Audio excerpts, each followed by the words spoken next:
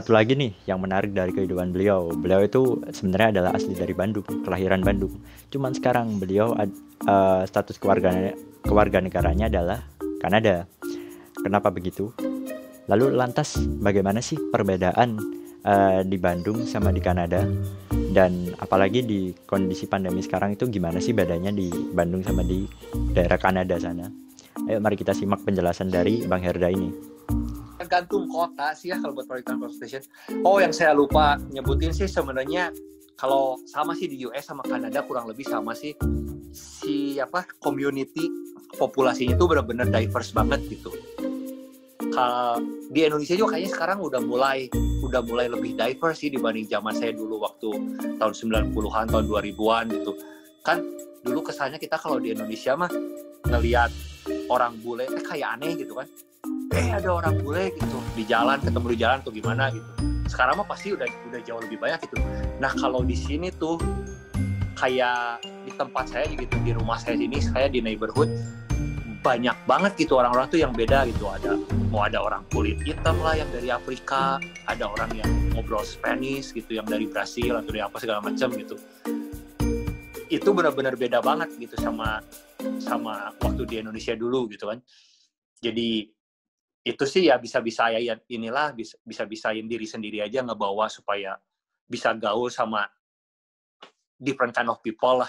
Kalau itu tuh di perusahaan sih kurang lebih tergantung perusahaan juga. Ada yang perusahaan yang pekerjanya ya mainly white people, tapi ada juga perusahaan-perusahaan yang banyak campur juga gitu. Entah itu ada orang Filipina lah, ada orang Vietnam, ada orang dari Jepang atau apa gimana gitu.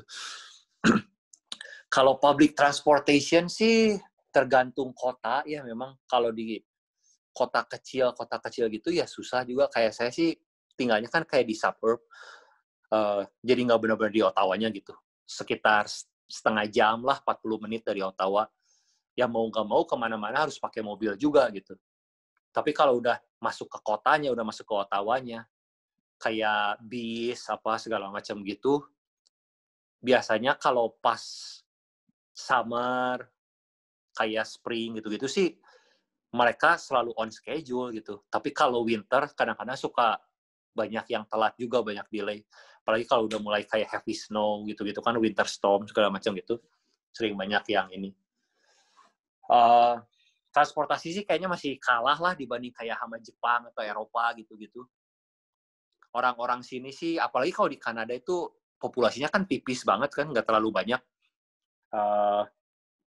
Kayak kereta api sama sekali nggak kepake, jadi banyaknya rel kereta api itu cuma buat kargo doang, mindah-mindahin barang doang gitu. Lebih murah terbang daripada naik kereta api sebenarnya kalau di sini sih.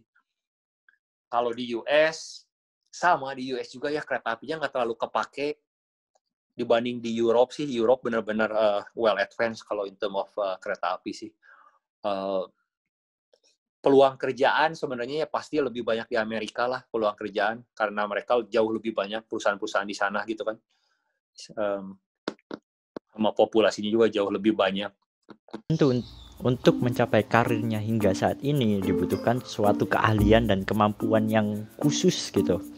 Ya mungkin sesuatu yang harus kita kuasai dulu gitu sebelum melakukan hal-hal tersebut. Yang mungkin bahasa kerennya kalau misalkan kita sering dengar adalah soft skill. Nah, kira-kira soft skill yang dibutuhin menurut beliau itu apa aja sih sebenarnya?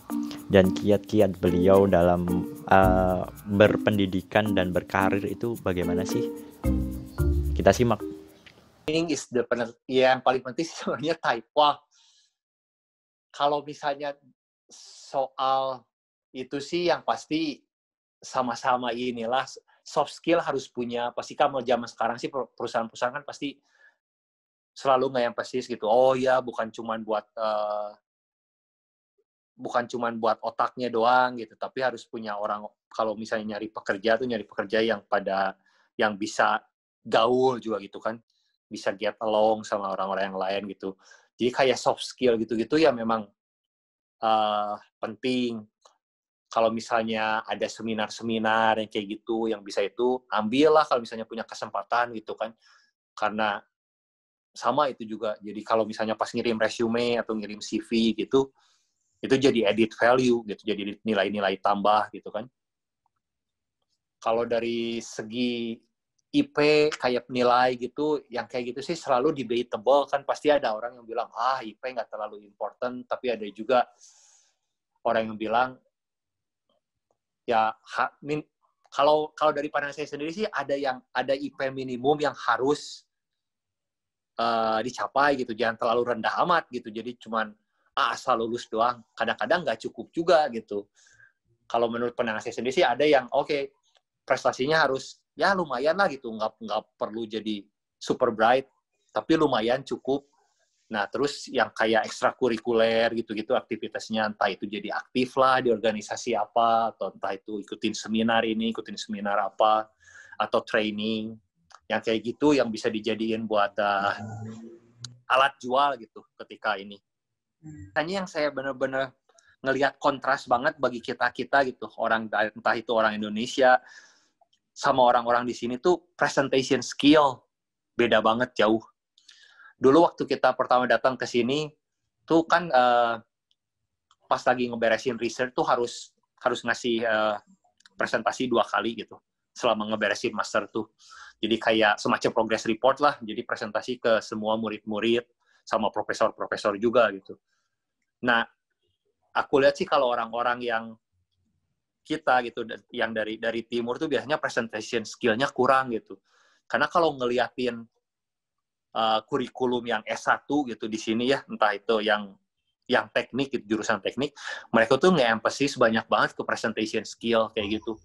Jadi kadang-kadang dalam satu semester tuh mereka harus ngasih presentasi bisa sampai like 6, 7, 8 kali gitu ngasih presentasi, entah itu di project lah atau yang lain-lainnya kayak gitu. Bahasa mah ya udah jelas karena kita kan namanya juga international student, pasti itu bakalan jadi dibandingin sama orang-orang yang udah memang native speaker kan udah pasti beda lah. Jadi yang itu sih nggak usah terlalu khawatir. Pronunciation, sampai sekarang juga saya ngomong Inggris masih banyak dialek Sundanya, jadi itu mah nggak usah khawatir. Presentation skill that's for sure. Terus sama ini apa kayak disebutnya apa ya kalau bahasa Indonesia, kayak apa bargaining gitu. Kalau kayak dulu waktu saya ngelamar kerja di Indonesia gitu ya, terus ditanyain, oh ya kamu expected salary-nya kayak apa gitu, pengen gaji berapa banyak segala macam kayak gitu, cenderung kayak malu-malu gitu, takut gitu. Kan kalau misalnya pengen minta lebih, takut kegedean nggak keterima atau gimana gitu. Jadi begitu dikasih tawaran nih, ditawarin segini, dulu sih aku sendiri cenderung kepada ya udahlah terima aja dulu, nanti toh mungkin bisa naik gaji lagi juga nanti kalau pas lagi kita perform well bakalan naik gaji lagi gitu. Tapi kalau di sini sih jadi kayak apa ya, orang-orang tuh they did their research, ngeliatin kayak rentang buat gaji segala macamnya. Kalau fresh graduate tuh harus segini segala macam, kayak misalnya 40 sampai 50 ribu gitulah setahun. Nah, jadi pas mereka interview segala macam ditanya kayak gitu tuh mereka lebih comfortable ngobrolnya. Oh ya, no, I think I did. Sih yang pasti sih perlu inilah research dulu gitu. Jadi sebelum ke interview gitu harus banyak research, nanya ngobrol sama orang yang memang udah di bidangnya gitu kan, atau di perusahaannya gitu, kurang lebih salary range-nya kayak apa. Kalau ditanya jangan jawab the exact amount. Kalau ditanyain gajinya berapa, jangan bilang oh ya 50 juta gitu. Bilang aja range, oh ya misalnya I'm open, range-nya dari berapa, 40 atau ke 50 atau apa gitu. Jadi jangan, supaya ngasih leeway aja gitu buat merekanya. Jadi si company itu ngeliat, oh ya jadi mereka masih bisa ada bisa main gitulah, masih ada ruangan buat main gitu kan, nggak terlalu saklek. Terus kalau kayak gitu sih apalagi ya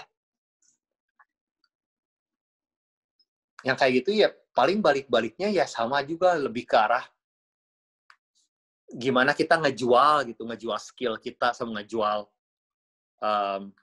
kepribadian kita gitu.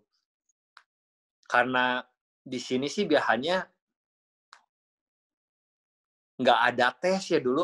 Saya udah kerja tiga kali tes kerja, sama sekali nggak ada tes yang buat apa disebutnya kalau di Indonesia tuh personality test ya, kayak yang ada kayak tes kepribadian gitu. Dulu sih enggak. Saya interview begitu masuk pertama kali langsung interviewnya technical skill gitu. Panel kan 4 orang, nanya semua benar-benar pure technical. Setelah itu baru interviewnya sama yang human resource. Nah, yang sama human resource-nya itu mereka baru mulai bargaining, nanya ini itu segala macam. Terus kalau misalnya di sini sih biasanya kalau misalnya nggak bisa bargaining di salary, bargain di benefit gitu. Kalau di sini sih. Wah, dari beliau banyak banget nih pelajaran dan pandangan yang kita dapetin ya hari ini. Nggak terasa nih kita udah sampai di penghujung acara. Kalau begitu aku Akmal dari BSO Deformasi MTM ITB ingin pamit undur diri. Gak baik di depan laptop lama-lama. Sampai jumpa. Dadah.